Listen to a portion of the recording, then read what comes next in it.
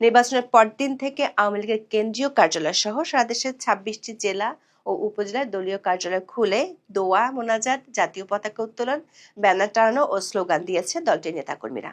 আওয়ামী লীগের এমন তৎপরতা দেখে জামাত ইসলামী চুপ থাকলেও এনসিপি বলছে বিএনপির গ্রিন সিগন্যাল থাকায় মাঠে নামছে আওয়ামী লীগ। প্রশ্ন হলো, সরকারি দল বিএনপি কি ভাবছে? কিছু জায়গায় আওয়ামী লীগের তৎপরতা স্থানীয় ছাত্রদল ও বৈষম্য বিরোধীদের বাধার মুখে পড়লেও কেন্দ্রীয় পর্যায়ে বিএনপির শীর্ষ নেতৃত্বকে এ বিষয়ে প্রকাশ্যে কঠোর অবস্থান নিতে দেখা যায়নি। আবার আওয়ামী লীগের দুজন সাবেক এমপি সহ বেশ কয়েকজন নেতা জামিনে মুক্তি পেয়েছেন। বিএনপির একাধিক সূত্র বলছে, নির্বাচনের আগে থেকে আওয়ামী লীগের ভোট ব্যাংক নিজেদের দিকে আনার জন্য মাঠ পর্যায়ে অনানুষ্ঠানিক সহনশীলতার একটি পরিবেশ তৈরি হয়েছে। এখন সামনে স্থানীয় সরকার নির্বাচনের আগে বিএনপিকে আওয়ামী লীগের ব্যাপারে একটি সিদ্ধান্ত দ্রুতই নিতে হবে, সে ইঙ্গিত দিয়ে রেখেছেন বিএনপির মহাসচিব মির্জা ফখরুল ইসলাম আলমগীর। আবার জামায়াত ইসলামের একটি অংশ মনে করে স্থানীয় সরকার নির্বাচনের আগে সরাসরি আওয়ামী লীগের বিরুদ্ধে না গিয়ে কৌশলগত অবস্থান নিতে চায়। প্রশ্ন হলো, নির্বাহী আদেশে অধ্যাপক ইউনূসের অন্তর্বর্তী সরকার যে আওয়ামী লীগের কার্যক্রমের উপর নিষেধাজ্ঞা দিয়ে গেছে, সেটি কোন প্রক্রিয়ায় তুলে নেবে সরকার? সরকার একটি সূত্র বলছে, এক্ষেত্রে 3টি বিকল্পের কথা ভাবছে সরকার। 3টির মধ্যে দ্বিতীয় বিকল্পের পথে হাঁটলে মার্চের শেষ দিকে স্বয়ংক্রিয়ভাবে আওয়ামী লীগের নিষেধাজ্ঞা অকার্যকর হয়ে যেতে পারে। এই বিকল্পগুলো নিয়ে পরীক্ষা নিরীক্ষা করবে আইন মন্ত্রণালয়। আবার মার্চ পর্যায়ে আওয়ামী লীগের অবস্থান ও দলটি নিষেধাজ্ঞা তুলে দিলে এর প্রভাব কি হতে পারে তা নিয়ে রিপোর্ট তৈরি করতে কাজ করছে দুটি গোয়েন্দা সংস্থা। বিস্তারিত জানতে চলুন যাওয়া যাক বিশ্লেষণে।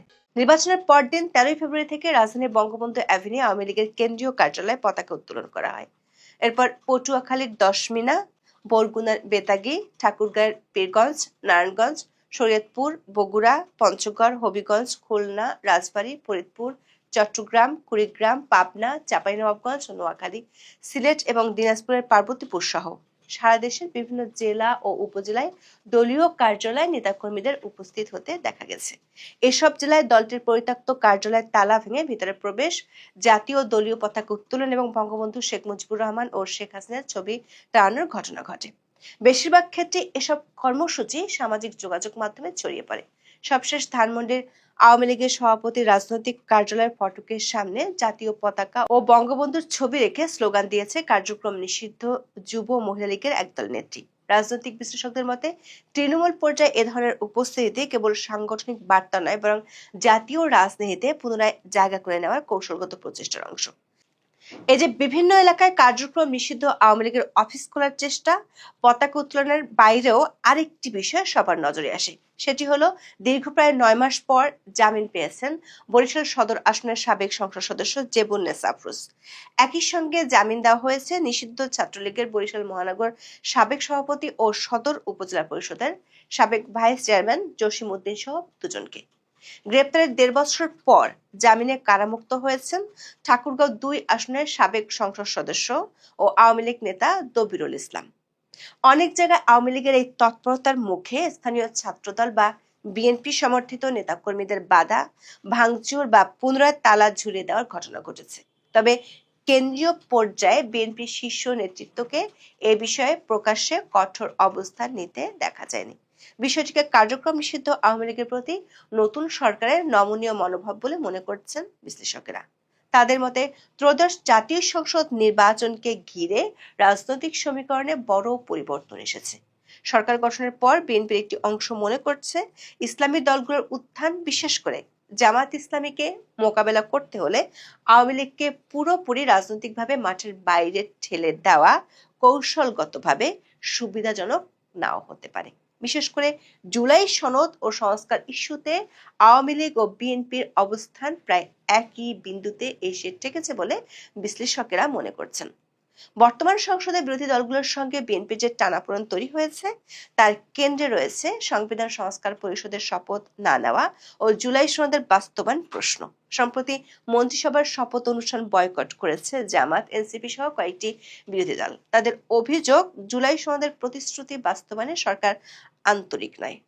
অন্যদিকে আওয়ামী লীগ ও জুলাই সনদ বাস্তবায়নের বিষয়ে আপত্তি জানিয়ে আসছে। ফলে এই ইস্যুতে বিএনপি ও আওয়ামী লীগের মধ্যে নীরব সমঝোতার একটি ক্ষেত্র তৈরি হয়েছে, এমন ধারণা রাজনৈতিক অঙ্গনে জোরালো হচ্ছে। নির্বাচনের আগেও গণভোট ইস্যুতে আওয়ামী লীগ না ভোটের পক্ষে প্রচারণায় সক্রিয় ছিল। যদিও বিএনপির কেন্দ্রীয় নেতৃত্ব সরাসরি কোনো অবস্থান নেয়নি, তবু তৃণমূল পর্যায়ে অনেক নেতাকর্মী না ভোটের পক্ষে প্রচারণা চালান। সে সময় থেকেই দুই দলের মধ্যে দূরত্ব কিছুটা কমতে শুরু করে বলে মনে করেন বিশ্লেষকেরা। রাজনৈতিক বিশ্লেষকদের মতে আওয়ামী লীগ এখন সরাসরি বড় কর্মসূচির বদলে উপস্থিতি জানানোর কৌশল নিয়েছে।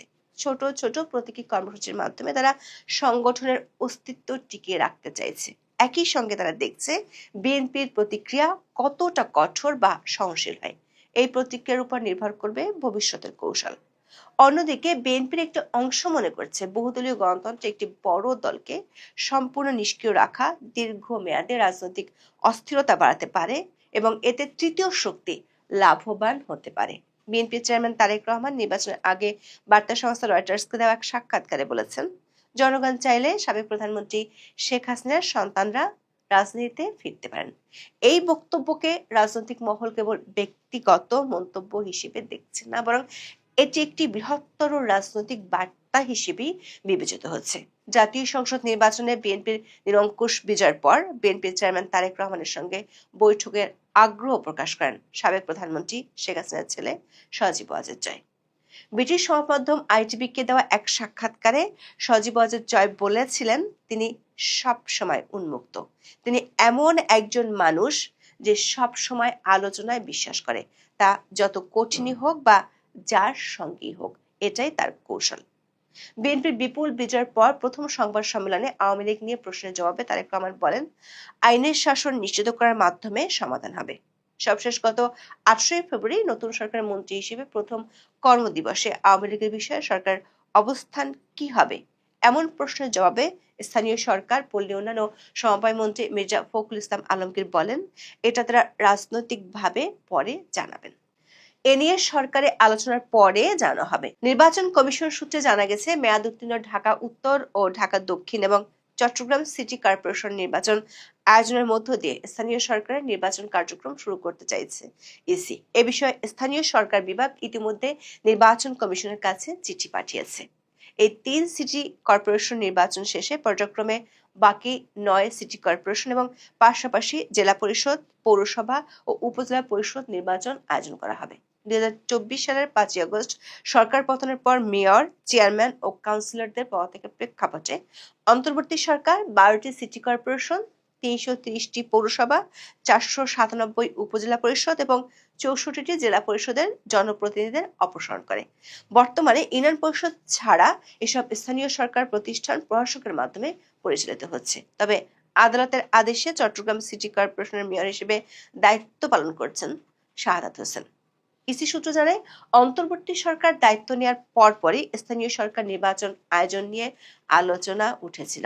সে সময় ৩ বড় সিটি কর্পোরেশন ঢাকা উত্তর, ঢাকা দক্ষিণ ও চট্টগ্রাম সিটি কর্পোরেশন নির্বাচন আয়োজনের প্রস্তুতি নিতে চিঠি দেওয়া হয়। পরে অবশ্য বিএনপি সহ অধিকাংশ রাজনৈতিক দলের আপত্তির কারণে সংসদের আগে স্থানীয় সরকার নির্বাচন আয়োজনের সম্মতি দেয়নি সরকার। সরকারের বিরুদ্ধে সমালোচনা দানা বাঁধার আগেই নির্বাচনে ২/৩ জয়ের আমেজ টাটকা থাকতে থাকতে বিএনপি স্থানীয় সরকার নির্বাচনগুলো সেরে ফেলতে চায়। নির্বাচন কমিশনার আব্দুর রহমান আল মাসুদ বলেছেন, ঈদের পর স্থানীয় সরকার নির্বাচনগুলো ধারাবাহিকভাবে সম্পন্ন করা হবে। বিএনপির শীর্ষ নেতাদের কয়েকজন মনে করেন, এই স্থানীয় সরকার নির্বাচনগুলোর আগে আওয়ামী লীগের নিষেধাজ্ঞার বিষয়ে বিএনপিকে একটি সিদ্ধান্ত নিতে হবে। কারণ জাতীয় নির্বাচনে আওয়ামী লীগের ভোটারদের একটি বড় অংশের ভোট বিএনপির বাক্সে পড়েছিল। ভোটার হিসেবে দেখা গেছে, আওয়ামী লীগের ঘাঁটি হিসেবে পরিচিত এলাকাগুলোতে বিএনপি নিরঙ্কুশ জয় পেয়েছে। বিষয়টিকে মাথায় রেখে স্থানীয় সরকার নির্বাচনের আগে সরকার আওয়ামী লীগের ব্যাপারে সিদ্ধান্ত নিতে চায়। না হলে স্থানীয় সরকার নির্বাচনে একই ভোট ব্যাংক বিএনপির বিরুদ্ধে গেলে উল্টো ফল আসতে পারে। অন্যদিকে জামাতের নেতারা মনে করেন, অনেক এলাকায় যেখানে বিএনপির নেতারা আওয়ামী লীগের উপর নির্যাতন চালিয়েছিল, সেখানে আওয়ামী লীগ জামাতকে ভোট দিয়েছিল। আবার স্থানীয় সরকার নির্বাচনের আগে সরাসরি আওয়ামী লীগের বিরুদ্ধে প্রকাশ্যে জামাত ইসলামী বিরোধিতা করলেও সেটি হিতে বিপরীত হতে পারে। যদিও জামাতের জোটে থাকা এনসিপি মনে করে বিএনপির গ্রিন সিগন্যাল থাকার কারণেই আওয়ামী লীগের নেতা কর্মীরা কার্যালয়গুলো খুলছে। দর্শক, 2024 সালের 12ই মে আওয়ামী লীগের কার্যক্রম নিষিদ্ধ করে অন্তর্বর্তী সরকারের স্বরাষ্ট্র মন্ত্রণালয়ের জননিরাপত্তা বিভাগের রাজনৈতিক শাখা 2 থেকে একটি আদেশ জারি করা হয়েছিল। ওই আদেশটি জারির জন্য সরকার এর আগে 2009 সালের সন্ত্রাসবিরোধী আইনটি সংশোধন করে সন্ত্রাসবিরোধী সংশোধন অধ্যাদেশ 2025 জারি করে। 2009 সালের সন্ত্রাসবিরোধী আইনের 18-1 নম্বর ধারায় বলা হয়েছিল, এই আইনের উদ্দেশ্য পূরণ করবে সরকার কোনো ব্যক্তি বা সত্তা সন্ত্রাসী কাজের সাথে জড়িত আছে মর্মে যুক্তিসঙ্গত কারণের ভিত্তিতে সরকারি গেজেটের প্রজ্ঞাপন দ্বারা ওই ব্যক্তিকে তফসিলে তালিকাভুক্ত করিতে পারিবে বা সত্তাকে নিষিদ্ধ ঘোষণা ও তফসিলে তালিকাভুক্ত করিতে পারিবে। কোন দল বা দলের কার্যক্রমকে সরাসরি নিষিদ্ধ করার কোনো বিধান এই আইনের ছিল না। অন্তর্বর্তী সরকারের আইন উপদেষ্টা আসিফ নজরুল তড়িঘড়ি করে 2009 সালের আইনের সত্তাকে নিষিদ্ধ ঘোষণা ও তফসিলে তালিকাভুক্ত করতে পারবে এই শব্দগুলোর পর সত্তার যাবতীয় কার্যক্রম নিষিদ্ধ ঘোষণা করতে পারবে এমন শব্দগুলো যোগ করে নতুন অধ্যাদেশ জারি করে। আর তাতেই রাতারাতি নিষিদ্ধ হয়ে যায় আওয়ামী লীগের কার্যক্রম। সরকারের সাথে সুর মিলিয়ে নির্বাচন কমিশন আওয়ামী লীগের প্রতীক স্থগিত করে। সরকারের সূত্রগুলো বলছে, এখন সরকারের মধ্যে আলোচনার বিষয় হলো আওয়ামী লীগের নিষেধাজ্ঞা যদি তুলে দেওয়ার সিদ্ধান্ত হয় তাহলে সেটি কোন প্রক্রিয়া করা হবে। এখানে 3টি প্রক্রিয়া নিয়ে প্রাথমিকভাবে আলোচনা হয়েছে বলে জানা গেছে। প্রথমত, যেহেতু সরকার নির্বাহী আদেশে নিষেধাজ্ঞা আরোপ করা হয়েছে, সে কারণে সরকার চাইলে এই আদেশ যে কোনো সময় প্রত্যাহার করতে পারে। তবে বিএনপি নীতি নির্ধারকদের কেউ কেউ মনে করেন এই সরাসরি সরকারি আদেশে প্রত্যাহারের চেয়ে অন্য কোনো প্রক্রিয়া হলে সেটি অনেক বেশি যুক্তিসঙ্গত হবে। সেক্ষেত্রে দ্বিতীয় প্রক্রিয়াটি একটু সময় সাপেক্ষ হলেও বেশ কৌশলী। যেহেতু অধ্যাদেশ জারির মাধ্যমে আওয়ামী লীগের কার্যক্রম নিষিদ্ধ করা হয়েছে, তাই সন্ত্রাস দমন অধ্যাদেশটি নতুন সংসদের প্রথম কার্যদিবস শুরু হলে পরবর্তী 30 দিনের মধ্যে সংসদে পাশ হতে হবে। বিএনপির শীর্ষ নেতারা মনে করেন এই পদ্ধতিটি সবচেয়ে বেশি কার্যকরী হতে পারে। অধ্যাপক ইউনূসের সরকার ক্ষমতায় ছিল 559 দিন।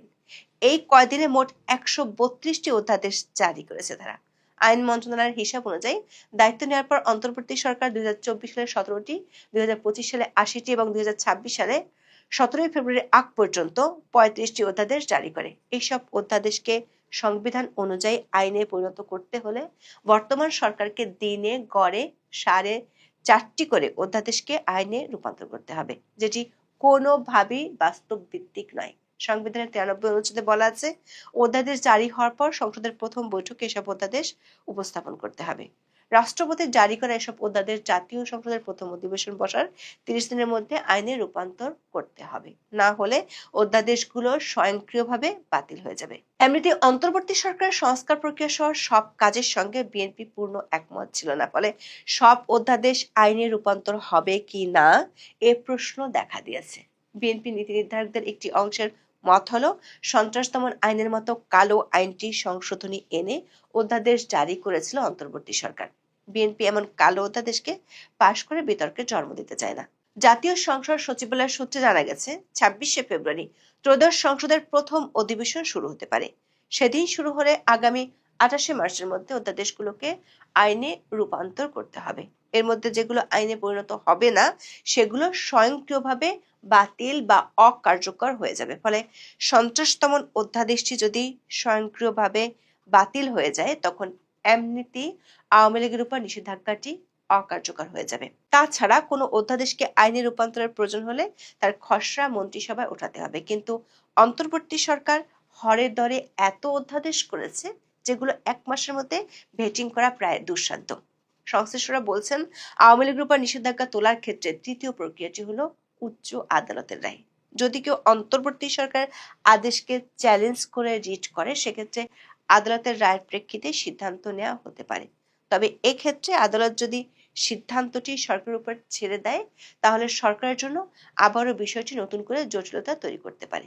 এদিকে আওয়ামী লীগের মাঠে অবস্থান এবং দলটি নিষেধাজ্ঞা তুলে নিলে কেমন প্রভাব হতে পারে তা জানাতে সরকার উচ্চ পর্যায় থেকে 2টি গোয়েন্দা সংস্থাকে রিপোর্ট দিতে বলা হয়েছে। বিশ্লেষকদের মতে, প্রকাশ্য সমঝোতা না থাকলেও আওয়ামী লীগ ও বিএনপির মধ্যে একটি নীরব সমীকরণের আভাস মিলছে। তবে পরিস্থিতি কোন দিকে মোড় নেয় তা নির্ভর করবে আওয়ামী লীগের সাংগঠনিক কার্যক্রমের ধারাবাহিকতা ও জাতীয় রাজনীতির পরবর্তী পদক্ষেপের উপর। তবে এটি নিশ্চিত হওয়া গেছে, স্থানীয় সরকার নির্বাচনের আগেই বিএনপি এ বিষয়ে সিদ্ধান্ত সেরে ফেলতে চায়। এখন এ পর্যন্ত, সবাই ভালো থাকুন।